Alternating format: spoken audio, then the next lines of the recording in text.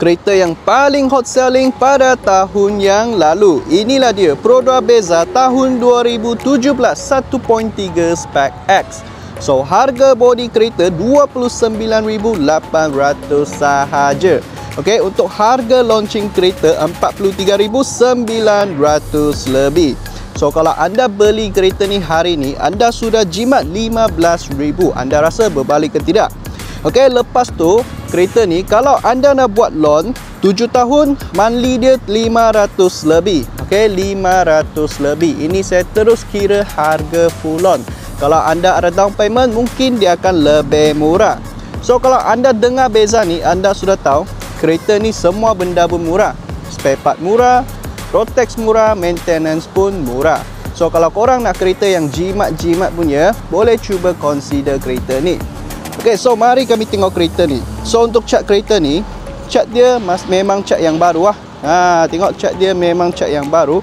Ini kami hanya buat touch up satu layer sahaja. Okay, buat touch up satu layer sahaja. And then untuk lampu kereta dia masih kekal dengan lampu yang original. Ini memakai dengan lampu halogen. Tapi lampu dia kita dah siap tinted lah, sebab nak kasih nampak sporty sikit kereta ni untuk matching dia punya body colour. So bawah dia ada lagi fog lamp. Condition engine macam biasa, memang bersih, memang cantik. Okay, semua licin-licin, kilat-kilat punya. The most important adalah kereta ni tak pernah kena accident ataupun kena banjir. Okay, dan kereta ni kami ada bagi anda 5 tahun warranty. So tak perlu risaulah, kereta ni ada rosak ke apa ke, dalam 5 tahun anda boleh claim unlimited. Okay, seterusnya tengok rim kereta ni masih kekal dengan rim original. Lepas tu tayar dia mungkin dalam 60% ataupun 70%. Masih boleh pakai lagi setahun setengah lah. Okay, tengok kamu punya cara pemanduan. Okay, so interior kereta memang semua licin-licin, cantik-cantik. Kerusi pun full original leather seat. Okay, full original leather seat. Okay, so interior kereta ni tak perlu saya cerita lebih. Anda tengok dashboard pun sudah tahu. Licin-licin, kilat-kilat, tanpa any scratch ataupun ketuk. Owner sebelum memang ada jaga kereta. Lepas tu kerusi ni, owner sebelum dah membalut pergi leather seat sudah. Okay, so nampak dia macam kereta yang high spec sikit lah. Tapi untuk leather ni pun ada kebaikan dia juga. Dia senang sikit bersih lah, boleh lap sahaja. Kalau untuk fabric ni dia susah sikit nak bersih kalau ada tumpah air ke atau apa-apalah. Tapi untuk keburukan dia ada satu lagi, adalah mungkin diorang jemu bawah matahari ni dia rasa panas sikit lah. Okay, seterusnya kita tengok dia punya passenger seat. Okay, passenger seat memang luas lah kawan-kawan.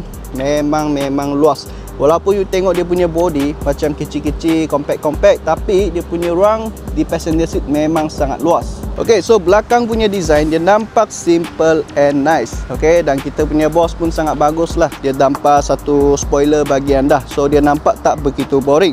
Lepas tu untuk boot punya ruang memang cukup luas. Kalau bawa kereta ni pergi beli sayur memang sangat sesuai lah. Dan untuk driver seat sini pun ada satu keyless entry. Okay, steering standard sahaja. Push start button memang ada. Mileage baru 60,000 sahaja. Okay, 60,000 sangat-sangat rendah lah. Tahun 2017 punya kereta memang sangat rendah lah mileage dia. Dan beli kereta orang selalu nak tahu punya benda, radio system dia ni ada Bluetooth ke tak. Untuk original punya radio system ni memang tak ada Bluetooth punya function. Itu tengok anda nak tukar pergi touchscreen ke ataupun anda nak pakai ni sahaja.